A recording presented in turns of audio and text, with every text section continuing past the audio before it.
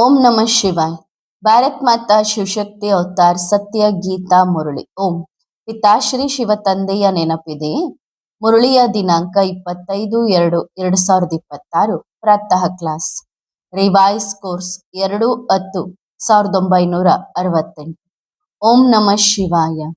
ಪ್ರೀತಿಯ ಮಕ್ಕಳೇ, ಜ್ಞಾನದಿಂದಲೇ ಸುಖ ಸಿಗುತ್ತದೆ, ದುಃಖದ ಮಾತೆ ಇರುವುದಿಲ್ಲ।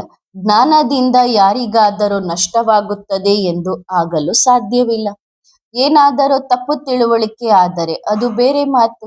ಜ್ಞಾನದಿಂದ ಕಲ್ಪಕಲ್ಪಕ್ಕೂ ಸದ್ಗತಿಯಾಗುತ್ತದೆ, ಅದರಿಂದ ಯಾವುದೇ ದುರ್ಗತಿ ಅಥವಾ ನಷ್ಟವಾಗಲು ಸಾಧ್ಯವಿಲ್ಲ। ಭಕ್ತಿಯಿಂದ ನಷ್ಟವಾಗುತ್ತದೆ। ಓಂ ನಮಃ ಶಿವಾಯ। ಮಕ್ಕಳ ಬುದ್ಧಿಯಲ್ಲಿದೆ, ಈಗ ತಮ್ಮ ಮನೆಗೆ ಹೋಗಬೇಕಿದೆ। ಬುದ್ಧಿ ಎಂದು ಆತ್ಮದಲ್ಲಿದೆ। ಬುದ್ಧಿ ಹೇಳುತ್ತದೆ ಈಗ ಮನೆಗೆ ಹೋಗಬೇಕಿದೆ। ಏನೆಲ್ಲ ಕಣ್ಣಿಗೆ ಕಾಣಿಸುತ್ತದೆಯೋ ಇದೆಲ್ಲವೂ ನಡೆಯುತ್ತಾ ಸಮಾಪ್ತಿಯಾಗಲಿದೆ। ಇದು ಜ್ಞಾನವಾಗಿದೆ ಅಲ್ಲವೇ? ತಂದೆ ಮಕ್ಕಳಿಗೆ ತಿಳಿಸಿಕೊಡುತ್ತಾರೆ, ನಾವು ಈ ಹಳೆಯ ಪ್ರಪಂಚಕ್ಕಾಗಿ ಓದುತ್ತಿಲ್ಲ ಎಂಬ ನಿಶ್ಚಯ ಮಕ್ಕಳಿಗಿದೆ। ನಾವು ವಾಸ್ತವದಲ್ಲಿ ಈಗ ಹಳೆಯ ಪ್ರಪಂಚದಲ್ಲಿ ಇಲ್ಲವೇ ಇಲ್ಲ। ನಾವು ಸಂಗಮ ಯುಗದಲ್ಲಿದ್ದೇವೆ। ಸಂಗಮ ಯುಗದಲ್ಲಿಯೇ ಹಳೆಯ ಪ್ರಪಂಚ ಮತ್ತು ಹೊಸ ಪ್ರಪಂಚದ ಜ್ಞಾನ ಸಿಗುತ್ತದೆ। ನಿಮಗೆ ಮಾತ್ರ ಈ ಜ್ಞಾನವಿದೆ। ಇಂದು ಇಲ್ಲಿದ್ದೀರಿ, ನಾಳೆ ಅಲ್ಲಿ ಹೊಸ ಪ್ರಪಂಚದಲ್ಲಿ ಇರುತ್ತೀರಿ। ವಾಯ ಶಾಂತಿಧಾಮ, ಮಧ್ಯದಲ್ಲಿ ಸ್ವಚ್ಛತೆಯೂ ಆಗುತ್ತದೆ। ನಾವು ಹೊಸ ಪ್ರಪಂಚಕ್ಕೆ ಹೋಗುತ್ತೇವೆ ಎಂದ ಮೇಲೆ ಹಳೆಯ ಪ್ರಪಂಚದ ಎಷ್ಟೊಂದು ಸ್ವಚ್ಛತೆ ಆಗುತ್ತದೆ। ಅದು ಸಂಪೂರ್ಣ ಶುದ್ಧವಾಗಿದೆ, ಇದು ಸಂಪೂರ್ಣ ಅಶುದ್ಧವಾಗಿದೆ। ಆದ್ದರಿಂದ ಈಗ ತಮ್ಮನ್ನು ಆತ್ಮ ಎಂದು ತಿಳಿದು ದೇಹವನ್ನು ಬಿಡಬೇಕು। ಮಕ್ಕಳಿಗೆ ಗೊತ್ತಿದೆ, ಬೇರೆ ಯಾರಿಗೂ ಮನೆಗೆ ಹೋಗಬೇಕಿದೆ ಎಂದು ಗೊತ್ತಿಲ್ಲ। ಅಂದ್ರೆ ಅನ್ಯರು ಯಾರಿಗೂ ಕೂಡ ನಾವು ವಾಪಸ್ ಮನೆಗೆ ಹೋಗ್ಬೇಕು ಅನ್ನೋದು ಗೊತ್ತಿಲ್ಲ। ತಂದೆ ತಿಳಿಸಿದ್ದಾರೆ, ನೀವು ಎಲ್ಲ ಸಜನಿಯರಿಗೆ, ಪ್ರಿಯತಮೆಯರಿಗೆ ಹೊಸ ಪ್ರಪಂಚಕ್ಕೆ ಕರೆದುಕೊಂಡು ಹೋಗಲು ನಾನು ಪ್ರಿಯತಮ ವರ ಬಂದಿದ್ದೇನೆ। ನಾವೆಲ್ಲರನ್ನು ತಂದೆ ವಿಶ್ವದ ಮಾಲೀಕರನ್ನಾಗಿ ಮಾಡುತ್ತಾರೆ ಎಂದು ನಿಮಗೆ ಗೊತ್ತಿದೆ। ಭಕ್ತರಿಗೂ ಸಜನಿಯರು ಎಂದು ಹೇಳಲಾಗುತ್ತದೆ। ಮಕ್ಕಳಿಗೆ ಬಹಳ ನೇರವಾದ ದಾರಿಯನ್ನು ತಂದೆ ತಿಳಿಸುತ್ತಾರೆ। ನೆನಪು ಮಾಡುವುದರಿಂದ ಪಾವನರಾಗಬೇಕು। ಯಾರನ್ನು ನೆನಪು ಮಾಡುತ್ತೇವೆಯೋ ಅವರ ಬಳಿಯೇ ತಲುಪುತ್ತೇವೆ ಎಂಬ ಜ್ಞಾನ ಆ ಸಮಯದಲ್ಲಿ ನಿಮಗಿರುತ್ತದೆ। ಭಕ್ತಿಯಲ್ಲಿ ಯಾರೂ ತಲುಪುವುದಿಲ್ಲ, ಸಾಕ್ಷಾತ್ಕಾರ ಮಾಡಿಕೊಳ್ಳುತ್ತಾರೆ। ನಾವೀಗ ಮನೆಗೆ ತಲುಪುತ್ತೇವೆ ಎಂದು ನಿಮಗೆ ಗೊತ್ತಿದೆ।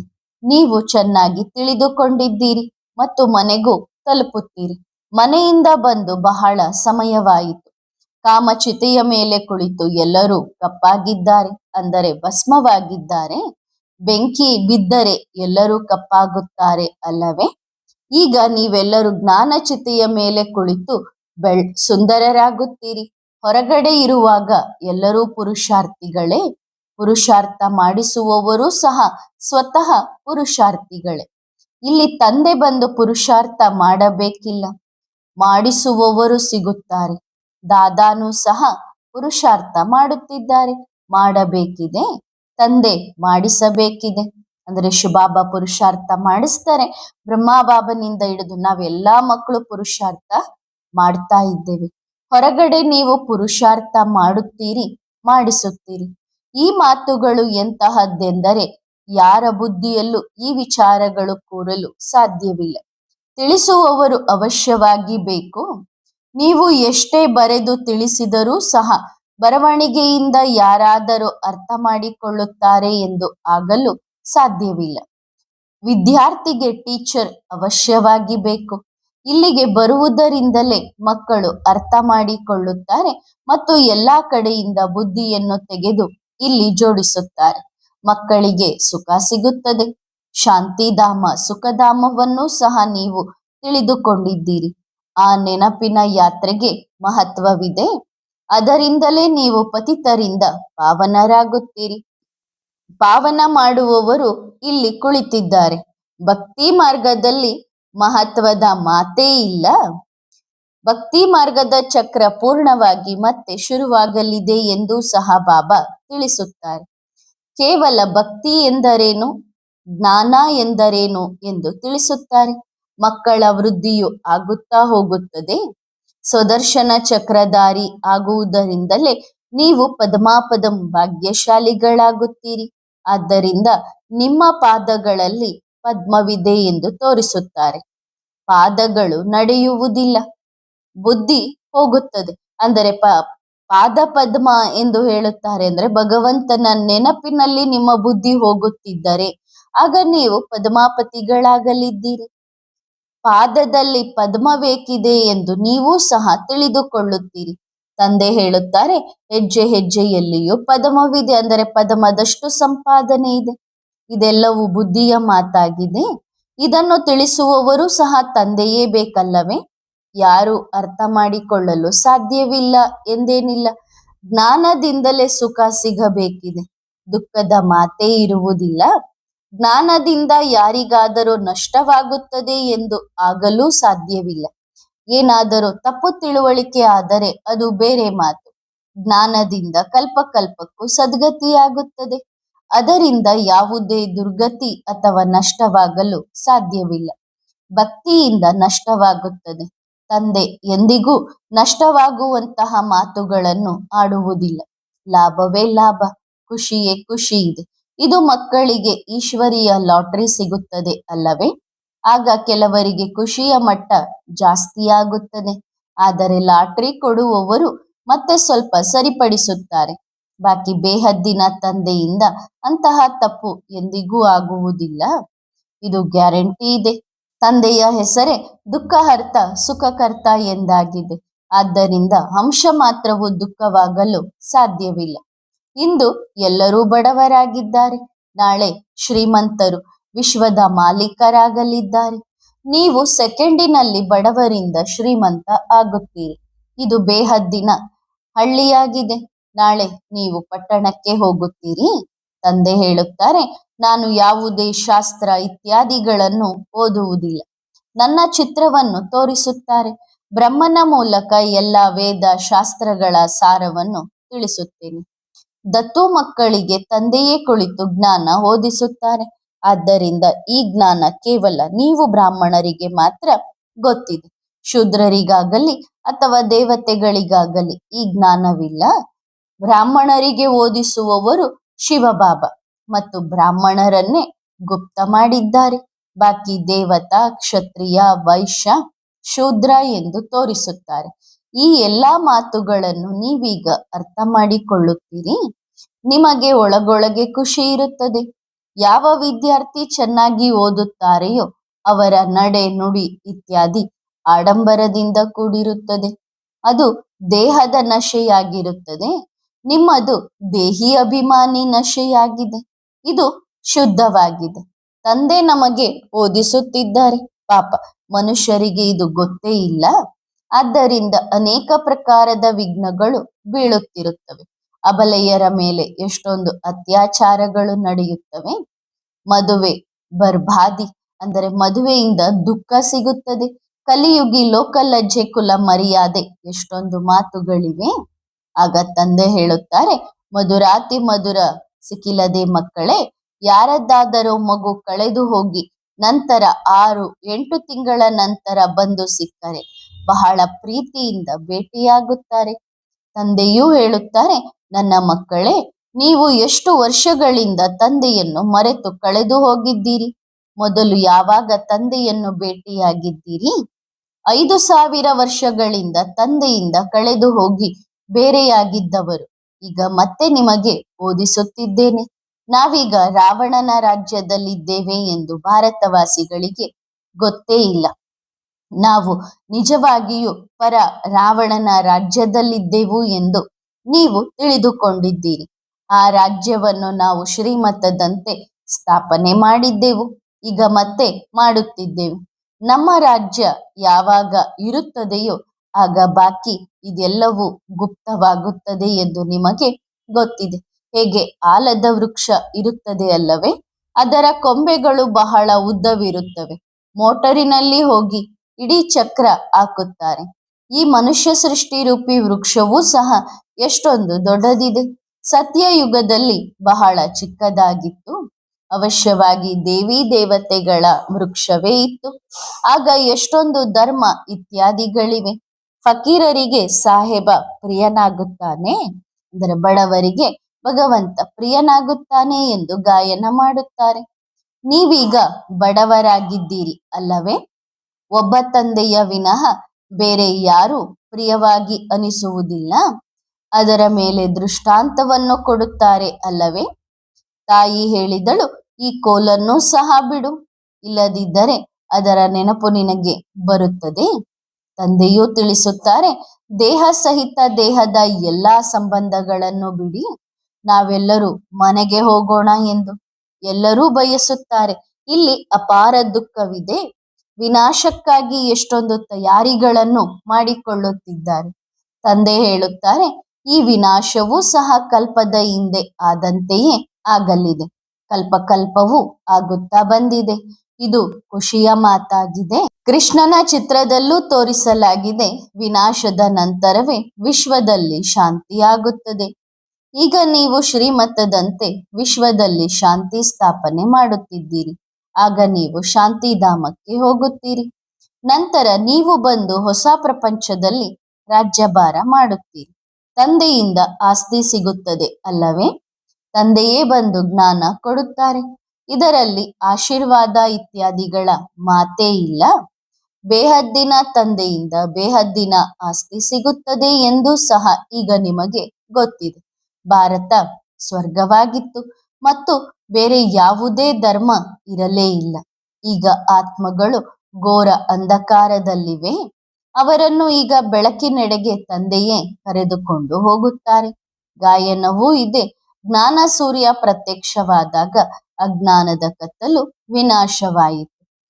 ಕಲ್ಪದ ಆಯುಷನ್ನೇ ಎಷ್ಟೋ ಲಕ್ಷ ವರ್ಷಗಳು ಎಂದು ಹೇಳುತ್ತಾರೆ. ಆಗ ಘೋರ ಅಂಧಕಾರವಾಯಿತು ಅಲ್ಲವೇ? ಅವರು ಎಚ್ಚರಗೊಳ್ಳುವುದೇ ಇಲ್ಲ. ತಂದೆ ಹೇಳುತ್ತಾರೆ, ಈ ಶಾಸ್ತ್ರ ಇತ್ಯಾದಿಗಳೆಲ್ಲವೂ ಭಕ್ತಿ ಮಾರ್ಗದ್ದಾಗಿವೆ. ಅಂಧವಿಶ್ವಾಸದ ಭಕ್ತಿ ದುರ್ಗತಿಯಾಗಿದೆ. ತಂದೆಯೇ ಬಂದು ಭಕ್ತಿಯ ಫಲವನ್ನು ಕೊಡುತ್ತಾರೆ. ಮುಕ್ತಿ ಜೀವನ್ಮುಕ್ತಿಗೆ ಕರೆದುಕೊಂಡು ಹೋಗುತ್ತಾರೆ.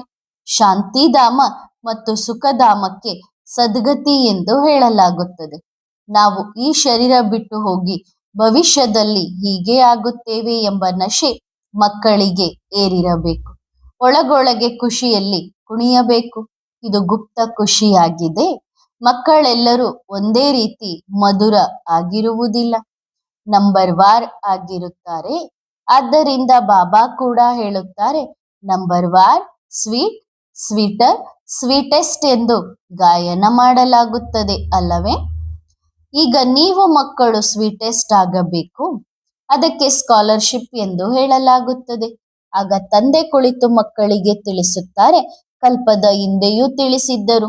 ಮಕ್ಕಳು ಭಿನ್ನ ಭಿನ್ನವಾಗಿ ಬರುತ್ತಾರೆ, ಗೈಡ್ ಆಗಿ ಬರುತ್ತಾರೆ. ಜೊತೆಯಲ್ಲಿ ಅವರ ಪಾಲನೆ ಮಾಡುತ್ತೀರಿ. ಬಹಳಷ್ಟು ಜನ ಬಂದು ಬಿಟ್ಟರೆ ಅವರನ್ನು ಸಂಭಾಳಿಸಲು ಫಂಡಾಗಳನ್ನು ಕರೆದುಕೊಂಡು ಬರುತ್ತಾರೆ. ಈ ಫಂಡಾಗಳು ಅಂದರೆ ಮಾರ್ಗದರ್ಶಕರು ಇಲ್ಲಿಂದ ಮತ್ತೆ ಅಲ್ಲಿಗೆ ತಮ್ಮ ಶಾಂತಿಧಾಮಕ್ಕೆ ಹೋಗುತ್ತಾರೆ. ಆಗ ಎಲ್ಲಾ ಮಾತುಗಳನ್ನು ತಂದೆಯೇ ಕುಳಿತು ತಿಳಿಸುತ್ತಾರೆ. ನೀವು ಮಕ್ಕಳು ಮತ್ತೆ ಬೇರೆಯವರಿಗೆ ತಿಳಿಸುತ್ತೀರಿ. ತಂದೆಯು ಒಂದೇ ಕಡೆ ಕುಳಿತಿರುತ್ತಾರೆ. ಬಾಬಾ ಹೊರಗಡೆ ಹೋದರೆ ಅಷ್ಟೆಲ್ಲ ಸಾಮಾನು, ಮಷಿನ್ ಇತ್ಯಾದಿಗಳನ್ನು ಎತ್ತಿಕೊಂಡು ಹೋಗಬೇಕಾಗುತ್ತದೆ. ಎಷ್ಟೊಂದು ವ್ಯವಹಾರಗಳಿರುತ್ತವೆ. ಮಕ್ಕಳಿಗೆ ಒಂದು ದಿನ ಮುರುಳಿ ಸಿಗದಿದ್ದರೂ ಎಷ್ಟೊಂದು ಕೂಗಾಡುತ್ತಾರೆ. ಯಾರಲ್ಲಿ ಜ್ಞಾನವಿದೆಯೋ ಅವರು ಮುರುಳಿ ಇಲ್ಲದೆಯೂ ಕುಳಿತು ತಿಳಿಸುತ್ತಾರೆ. ತಂದೆಯು ಕೇವಲ ಹೇಳುತ್ತಾರೆ, ತಮ್ಮನ್ನು ಆತ್ಮ ಎಂದು ತಿಳಿದು ತಂದೆಯನ್ನು ನೆನಪು ಮಾಡಿ. ಮೂಲ ಮಾತೆ ಇದಾಗಿದೆ. ಯಾರು ಒಳ್ಳೆಯ ಬುದ್ಧಿವಂತರಾಗಿರುತ್ತಾರೆಯೋ ಅವರು ಅರ್ಥ ಮಾಡಿಕೊಳ್ಳುತ್ತಾರೆ. ಪವಿತ್ರರು ಅವಶ್ಯವಾಗಿ ಆಗಬೇಕು, ಹೇಳುವ ಅವಶ್ಯಕತೆಯೂ ಇಲ್ಲ. ಕೆಲವರಿಗೆ ಹೇಳಬೇಕಾಗುತ್ತದೆ. ಎಜುಕೇಶನ್ ಮಿನಿಸ್ಟರ್ ಇತ್ಯಾದಿಯವರು ಸಹ ಮಕ್ಕಳ ನಡವಳಿಕೆ ಚೆನ್ನಾಗಿರಲಿ ಎಂದು ಬಯಸುತ್ತಾರೆ. ಆಗ ತಿಳಿಸಬೇಕಾಗುತ್ತದೆ, ಇಲ್ಲಿ ಎಲ್ಲರ ನಡವಳಿಕೆ ಕೆಟ್ಟದ್ದಾಗಿದೆ, ಏಕೆಂದರೆ ಪತಿತ ಅಪವಿತ್ರರಾಗಿದ್ದಾರೆ. ಪವಿತ್ರರಾದರೆ ನಡವಳಿಕೆಯೂ ಸಹ ಆ ದೇವತೆಗಳಂತೆ ಬಹಳ ಚೆನ್ನಾಗಿ ಆಗುತ್ತದೆ. ನೀವು ಸಹ ಯೋಗ ಬಲದಿಂದ ಪವಿತ್ರರಾದರೆ ಈ ಲಕ್ಷ್ಮೀ ನಾರಾಯಣರಾಗುತ್ತೀರಿ. ಬಹಳ ಖುಷಿಯಾಗುತ್ತದೆ. ಅರ್ಥ ಮಾಡಿಕೊಂಡರೆ ತಕ್ಷಣ ಹೇಳುತ್ತಾರೆ, ಬಾಬಾ, ನಾವು 5,000 ವರ್ಷಗಳ ನಂತರ ನಿಮ್ಮ ಬಳಿ ಬಂದಿದ್ದೇವೆ. ಆ ಮಾತನ್ನು ನಿಮ್ಮನ್ನು ಬಿಟ್ಟು ಬೇರೆ ಯಾರೂ ಅರ್ಥ ಮಾಡಿಕೊಳ್ಳಲು ಸಾಧ್ಯವಿಲ್ಲ. ಎಷ್ಟೇ ತಮ್ಮನ್ನು ತಾವು ಭಗವಂತ ಎಂದು ಕರೆಸಿಕೊಳ್ಳುತ್ತಾ ತಮ್ಮ ಅನುಯಾಯಿಗಳನ್ನು ಸಿಲುಕಿಸುತ್ತಾರೆ. ಆದರೆ ಈ ಮಾತುಗಳು ಎಂದಿಗೂ ಯಾರ ಬುದ್ಧಿಯಲ್ಲೂ ಬರಲು ಸಾಧ್ಯವೇ ಇಲ್ಲ. ಹೆಣ್ಣು ಮಕ್ಕಳು ಯಾರನ್ನು ಜೊತೆಯಲ್ಲಿ ಕರೆದುಕೊಂಡು ಬರುತ್ತಾರೆಯೋ ಅವರಿಗೆ ಕಲಿಸಿಕೊಂಡು ಬರುತ್ತಾರೆ. ಬಾಬಾ ಈಗೆಲ್ಲ ಪ್ರಶ್ನೆ ಕೇಳುತ್ತಾರೆ ಎಂದು. ಅಂದ್ರೆ ಅಕ್ಕಂದ್ರೆ ಯಾರನ್ನು ಕರ್ಕೊಂಡು ಬರ್ತಾರೆ ಅವ್ರಿಗೆ ಹೇಳ್ಕೊಟ್ಟು ಬಂದಿರ್ತಾರೆ, ಬಾಬಾ ಈ ರೀತಿ ಪ್ರಶ್ನೆ ಕೇಳುತ್ತಾರೆ, ನೀವ್ ಇದಕ್ಕೆ ಈ ರೀತಿ ಉತ್ತರ ಕೊಡ್ರಿ ಅಂತ. ಯಾರು ಒಳ್ಳೆಯ ತಿಳುವಳಿಕೆಯುಳ್ಳವರಾಗಿರುತ್ತಾರೆಯೋ ಅವರು ಹೇಳುತ್ತಾರೆ, ಬಾಬಾ ನೀವು ಒಂದು ಸಾರಿ ಕೇಳುತ್ತೀರಿ, ನಾವು ಅನೇಕ ಬಾರಿ ಕಲ್ಪವು ಭೇಟಿಯಾಗಿದ್ದೇವೆ. ಇದು ನಿಮ್ಮ ಸ್ಮೃತಿಯಲ್ಲಿ ಬಂದಿದೆ ಅಲ್ಲವೇ? ನಾವು ಪ್ರತಿ 5,000 ವರ್ಷಗಳ ನಂತರ ತಂದೆಯ ಜೊತೆ ಭೇಟಿಯಾಗುತ್ತೇವೆ. ಈ ಚಕ್ರ ತಿರುಗುತ್ತಲೇ ಇರುತ್ತದೆ. ಬಾಬಾ ಜಯದ ಮಾಲೆ ಹಾಕುತ್ತಾರೆ. ರಾವಣ ಮತ್ತೆ ಸೋಲನ್ನು ತೋರಿಸುತ್ತಾನೆ. ಅರ್ಧ ಇದೆ ಅಲ್ಲವೇ? ಸೋಲಿನಿಂದ ಏನಾಗುತ್ತದೆ, ಗೆಲುವಿನಿಂದ ಏನಾಗುತ್ತದೆ ಎಂದು ಬುದ್ಧಿಯಲ್ಲಿ ಬಂದೇ ಬಿಡುತ್ತದೆ. ತಂದೆ ಹೇಳುತ್ತಾರೆ, ಇದು ಸಂಪೂರ್ಣ ಸಹಜವಾಗಿದೆ. ಪಂಡಿತರು ಬಹಳ ಒಳ್ಳೆಯ ಫಸ್ಟ್ ಕ್ಲಾಸ್ ಆಗಿರುತ್ತಾರೆ. ಆದರೆ ನೆನಪಿನ ಯಾತ್ರೆಯಲ್ಲಿ ಬಹಳ ಕೊರತೆ ಇರುತ್ತದೆ. ಅದನ್ನು ಜಾಸ್ತಿ ಮಾಡಿಕೊಳ್ಳಬೇಕು. ಆಗಲೇ ಯಾರಿಗಾದರೂ ಜ್ಞಾನದ ಬಾಣ ನಾಟುತ್ತದೆ. ಬಾಬಾ ಬಾಣ ಯಾರಿಗಾದರೂ ನಾಟುವುದು ಬಹಳ ಕಷ್ಟ ಎಂದು ಹೇಳುತ್ತಾರೆ. ಸಾಯುವುದೇ ಇಲ್ಲ, ಅರ್ಥ ಮಾಡಿಕೊಳ್ಳುವುದೇ ಇಲ್ಲ, ತಂದೆಯವರಾಗುವುದೇ ಇಲ್ಲ, ಅಂದರೆ ತಂದೆಗೆ ಮಕ್ಕಳಾಗುವುದೇ ಇಲ್ಲ. ತಂದೆಯೂ ಹೇಳುತ್ತಾರೆ, ಮಕ್ಕಳೇ ಕೋಟಿಗಳಲ್ಲಿ ಯಾರೋ ಒಬ್ಬರು ತಂದೆಯ ಮಕ್ಕಳಾಗುತ್ತಾರೆ. ಅದು ತಕ್ಷಣ ಗೊತ್ತಾಗುತ್ತದೆ. ಈಗ ಮಕ್ಕಳು ಸ್ವದರ್ಶನ ಚಕ್ರವನ್ನು ತಿರುಗಿಸಲೇಬೇಕು. ಒಂದು ಕಣ್ಣಿನಲ್ಲಿ ಶಾಂತಿಧಾಮ, ಒಂದು ಕಣ್ಣಿನಲ್ಲಿ ಸುಖಧಾಮ. ಇದನ್ನು ನೆನಪು ಮಾಡುವುದು ಅಲ್ಲವೇ? ನೀವು ಮೊಟ್ಟ ಮೊದಲು ಸುಖಧಾಮದಲ್ಲಿ ಬರುತ್ತೀರಿ, ನಂತರ ದುಃಖಧಾಮದಲ್ಲಿ ಬರುತ್ತೀರಿ. ತಂದೆಯನ್ನು ನೆನಪು ಮಾಡಿ ಮತ್ತು ಸುಖಧಾಮವನ್ನು ನೆನಪು ಮಾಡಿರಿ. ತಂದೆ ಕೆಲಸ ಬಹಳ ಸ್ವಲ್ಪ ಕೊಡುತ್ತಾರೆ. ಇದು ದುಃಖಧಾಮವಾಗಿದೆ. ಈ ಸಂದೇಶವನ್ನು ಕೇವಲ ಕೊಡಬೇಕಿದೆ. ಶಾಂತಿಧಾಮಕ್ಕೆ ಕರೆದುಕೊಂಡು ಹೋಗುವವರು ತಂದೆಯೇ ಆಗಿದ್ದಾರೆ. ಇದು ಸದಾ ಬುದ್ಧಿಯಲ್ಲಿ ನೆನಪಿರಲಿ. ತಂದೆ ಸದಾ ಆಸ್ತಿ ಕೊಡುತ್ತಾರೆ. ಶಾಪ ಅಥವಾ ದುಃಖ ಎಂದಿಗೂ ಕೊಡುವುದಿಲ್ಲ. ಪ್ರತಿಯೊಬ್ಬರು ತಿಳಿದುಕೊಳ್ಳಬಹುದು, ನಾನು ಯಾವ ಪ್ರಕಾರದ ಹೂವಾಗಿದ್ದೇನೆ. ಹೂವುಗಳಲ್ಲೂ ನಂಬರ್ ವಾರ್ ಇರುತ್ತವೆ. ತಂದೆಯೇ ಕುಳಿತು ಸರ್ವರ ಸದ್ಗತಿ ಮಾಡುತ್ತಾರೆ. ತಂದೆ ಎಲ್ಲರನ್ನು ಬಿಡುಗಡೆ ಮಾಡುತ್ತಾರೆ. ಈಗ ಎಲ್ಲರೂ ಕಬ್ಬಿಣ ಯುಗದಲ್ಲಿದ್ದಾರೆ. ನಂತರ ತಂದೆ ಬಿಡುಗಡೆ ಮಾಡಿ ಮಧುರ ಮನೆಗೆ ಕರೆದುಕೊಂಡು ಹೋಗುತ್ತಾರೆ. ಈಗ ಈ ತಿಳುವಳಿಕೆಯಂತೂ ಎಲ್ಲರಿಗಾಗಿ ಇದೆ. ಬಹಳ ಸಹಜ ರೀತಿಯಿಂದ ತಿಳಿಸಿಕೊಡಬಹುದು. ಆದರೆ ಬುದ್ಧಿಯಲ್ಲಿ ಏಕೆ ಕೂರುವುದಿಲ್ಲ? ಏಕೆಂದರೆ ಈಗ ಸಮಯವಿಲ್ಲ. ಆ ಸಮಯದವರೆಗೆ ಏನು ಸೇವೆ ನಡೆಯುತ್ತಿದೆಯೋ ಅದು ಅಕ್ಯುರೇಟ್ ಆಗಿದೆ. ಮಕ್ಕಳನ್ನು ತಯಾರು ಮಾಡಲು ತಂದೆ ಹೇಳುತ್ತಾರೆ. ಬಾಕಿ ತಂದೆಗಂತೂ ಗೊತ್ತಿದೆ, ಏನೆಲ್ಲ ನಡೆಯುತ್ತಾ ಬಂದಿದೆಯೋ ಅದು ಸಂಪೂರ್ಣ ಸರಿಯಾಗಿದೆ. ಮುಂದಕ್ಕೆ ಒಳ್ಳೆಯ ರೀತಿಯಲ್ಲಿ ಪುರುಷಾರ್ಥ ಮಾಡಿ. ಸೇವೆಯು ಬಹಳಷ್ಟು ಮಕ್ಕಳು ಮಾಡುತ್ತಲೇ ಇರುತ್ತಾರೆ. ನಾವು ಸೇವೆಯನ್ನು ವೃದ್ಧಿ ಮಾಡಬೇಕು ಎಂದು ಮಕ್ಕಳು ಅರ್ಥ ಮಾಡಿಕೊಂಡಿದ್ದಾರೆ.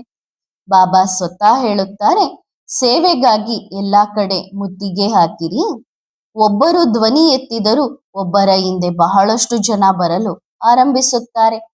ಅವರ ಧ್ವನಿಯಿಂದ ಬಹಳಷ್ಟು ಸದ್ದು ಆಗುತ್ತದೆ. ಏಕೆಂದರೆ ಸನ್ಯಾಸಿ ಜನರು ಬಹಳಷ್ಟು ಜನರಿಗೆ ಮೋಸ ಮಾಡುತ್ತಾರೆ. ಅದರಲ್ಲಿ ಭ್ರಷ್ಟಾಚಾರ, ಕಲಬೆರಕೆ ಎಷ್ಟಿದೆ ಎಂದರೆ ಭಾರತದ ಊಟವನ್ನೇ ಹಾಳು ಮಾಡಿದ್ದಾರೆ. ಭಾರತದ ಜನಸಂಖ್ಯೆಯ ಏರಿಕೆ ಮತ್ತು ವಿನಾಶ ಆಗಿದೆಯಲ್ಲ, ಅಂದರೆ ಭಾರತದ ಉತ್ಥಾನ ಮತ್ತು ಪತನ. ನೀವು ಬರೆಯುತ್ತೀರಿ, ಆದರೆ ಅರ್ಥ ಮಾಡಿಕೊಳ್ಳುವುದು ಕಡಿಮೆಯೇ. ಹುಬಹು ಕೋತಿಗಳಂತೆ ಇದ್ದಾರೆ. ಅಂದ್ರೆ ಮೊದ್ಲು ಹೆಂಗಿದ್ವು ಅದೇ ರೀತಿ ಇದ್ದೀವಿ. ದೆಹಲಿ ಸೌತ್ನ ಮ್ಯೂಸಿಯಂನಲ್ಲಿ MP ಇತ್ಯಾದಿಯವರು ಬಹಳಷ್ಟು ಬರುತ್ತಾರೆ. ಅವರ ಮೇಲೆ ಪ್ರಭಾವ ಬೀರುತ್ತದೆ ಈ ಬ್ರಹ್ಮನ ಮಕ್ಕಳು ಒಳ್ಳೆಯ ಕೆಲಸ ಮಾಡುತ್ತಿದ್ದಾರೆ ಎಂದು. ಅಸಲಿ ಪವಿತ್ರತೆ ಇತ್ತು, ಇದು ಈಗಿಲ್ಲ ಎನ್ನುವುದನ್ನು ಅರ್ಥ ಮಾಡಿಕೊಳ್ಳುವುದಿಲ್ಲ. ತಂದೆ ತಿಳಿಸುತ್ತಾರೆ, ಸ್ಥಾಪನೆಯಂತೂ ಆಗಲೇಬೇಕಿದೆ. ಕನ್ನಟ್ ಪ್ಲಸ್ ನಲ್ಲಿ ದೊಡ್ಡ ದೊಡ್ಡವರು ಬಹಳಷ್ಟು ಬರುತ್ತಾರೆ ಮತ್ತು ಅವರು ಬಂದರೆ ಸದ್ದು ಆಗುತ್ತದೆ, ಅಂದ್ರೆ ಬಹಳ ಪ್ರಚಾರ ಆಗುತ್ತದೆ ಎಂದು ಮಕ್ಕಳು ತಿಳಿದುಕೊಳ್ಳುತ್ತಾರೆ. ಆ ಸಮಯದವರೆಗೆ ಏನೆಲ್ಲ ಆಗುತ್ತಾ ಬಂದಿದೆಯೋ ಅದು ಕಲ್ಪದ ಹಿಂದೆಯೂ ಆಗಿತ್ತು. ಏನು ಕಳೆದು ಹೋಯಿತು ಅದು ಸಂಪೂರ್ಣ ಅಕ್ಯುರೇಟ್ ಆಗಿದೆ. ಸೋಲು ಗೆಲುವಂತೂ ಇದ್ದೇ ಇರುತ್ತದೆ. ಇಬ್ಬರನ್ನೂ ನೋಡಲಾಗುತ್ತದೆ, ಇಬ್ಬರು ಸಮಾನವಾಗಿದ್ದಾರೆ. ಎಷ್ಟೊಂದು ಜನ ಮಾಯೆಯಿಂದ ಸೋಲುತ್ತಾರೆ. ಪುರುಷಾರ್ಥವು ಏನಾಗುತ್ತದೆಯೋ ಅದು ಕಲ್ಪದ ಹಿಂದೆ ಆದಂತೆಯೇ. ಮಗುವಿನ ಐಡಿಯಾ ಬಹಳ ಚೆನ್ನಾಗಿದೆ. ಇದು ದೊಡ್ಡವರ ಸೇವೆಯಾಗುತ್ತದೆ, ನಂತರ ಬಡವರ ಸೇವೆ ಕೊನೆಯಲ್ಲಿ ಸ್ವಲ್ಪ ತಡೆ ಹಿಡಿಯಲಾಗುತ್ತದೆ. ರಮೇಶ್ ಹೋಗಿ ಪಾಸ್ ಮಾಡಿಕೊಂಡು ಬಂದರೆ ಬಾಬರವರದ್ದೇನು ಅಡ್ಡಿ ಇಲ್ಲ. ಸೇವೆ ಮಾಡುವವರು ಸಹ ಒಳ್ಳೆಯವರು ಬೇಕು, ಮೈದಾನಕ್ಕೆ ಇಳಿಯಬೇಕಾಗುತ್ತದೆ. ಅವರು ಹೇಳುತ್ತಾರೆ ಅಲ್ಲವೇ, ಬ್ರಹ್ಮನ ಮಕ್ಕಳು ಮೈದಾನಕ್ಕೆ ಬರಲಿ ಎಂದು. ಕನ್ನಟ್ ಪ್ಲಸ್ ಏನು ಕಡಿಮೆಯಲ್ಲ. ಶಿವಬಾಬಾರ ಮಕ್ಕಳ ಭಂಡಾರವಂತೂ ಇದ್ದೇ ಇದೆ. ಒಳ್ಳೆಯದು. ಮಧುರಾತಿ ಮಧುರ ಸಿಕ್ಕಿಲ್ಲದೆ ಆತ್ಮಿಕ ಮಕ್ಕಳಿಗೆ ಆತ್ಮಿಕ ತಂದೆ ಮತ್ತು ದಾದಾರವರ ನೆನಪು ಪ್ರೀತಿ. Good morning. ಆತ್ಮಿಕ ಮಕ್ಕಳಿಗೆ ಆತ್ಮಿಕ ತಂದೆಯ ನಮಸ್ತೆ. ಆತ್ಮಿಕ ಮಕ್ಕಳು ಆತ್ಮಿಕ ತಂದೆಗೆ ಮಾಡುವ ನಮಸ್ತೆ ನಮಸ್ತೆ ನಮಸ್ತೆ. ಶುಕ್ರಿಯಾ ಬಾಬಾ, ಧನ್ಯವಾದ. ವರದಾನ: ಜ್ಞಾನಮೂರ್ತಿ ಮತ್ತು ಗುಣಮೂರ್ತಿ ಭವ. ನೀವು ಮಕ್ಕಳು ವಿಶೇಷವಾಗಿ ಸ್ವಯಂ ಮತ್ತು ಸೇವೆಯ ಬ್ಯಾಲೆನ್ಸ್ ಇಟ್ಟುಕೊಳ್ಳಿ. ಸೇವೆಯ ಜೊತೆ ಜೊತೆಗೆ ಸ್ವಯಂನ ಪರ್ಸನಾಲಿಟಿಯ ಪ್ರಭಾವ ಮತ್ತು ಧಾರಣಾಮೂರ್ತಿಯ ಪ್ರಭಾವ ಎರಡೂ ಬೇಕು. ಯಾರೇ ನೋಡಿದರೂ ಅನುಭವ ಆಗಲಿ, ನೀವು ಜ್ಞಾನಮೂರ್ತಿಯ ಜೊತೆ ಜೊತೆಗೆ ಗುಣಮೂರ್ತಿಯೂ ಆಗಿದ್ದೀರಿ ಎಂದು ಅನುಭವ ಮಾಡಲಿ. ಎರಡರ ಸಮಾನತೆ ಕಂಡು ಬರಲಿ. ಇಲ್ಲಿಯವರೆಗೆ ಧ್ವನಿ ಬರುತ್ತದೆ, ಜ್ಞಾನ ಉನ್ನತವಾಗಿದೆ, ಆದರೆ ಇವರ ನಡವಳಿಕೆ ಹಾಗಿಲ್ಲ ಎಂದು. ಅಂದ್ರೆ ಇವ್ರು ಏನ್ ಹೇಳ್ತಿದ್ದಾರೆ ಆ ರೀತಿ ಇವರ ನಡವಳಿಕೆ ಇಲ್ಲ ಎಂದು ಇದುವರೆಗೂ ಮಾತಿದೆ. ಆದ್ದರಿಂದ ಎರಡರ ಮೇಲೆ ಬ್ಯಾಲೆನ್ಸ್ ಇಡಿ, ಗಮನವಿಡಿ, ಆಗ ಸೇವೆಯಲ್ಲಿ ಸಫಲತೆ ಕಂಡು ಬರುತ್ತದೆ. ಒಳ್ಳೆಯದು. ಓಂ ನಮಃ ಶಿವಾಯ.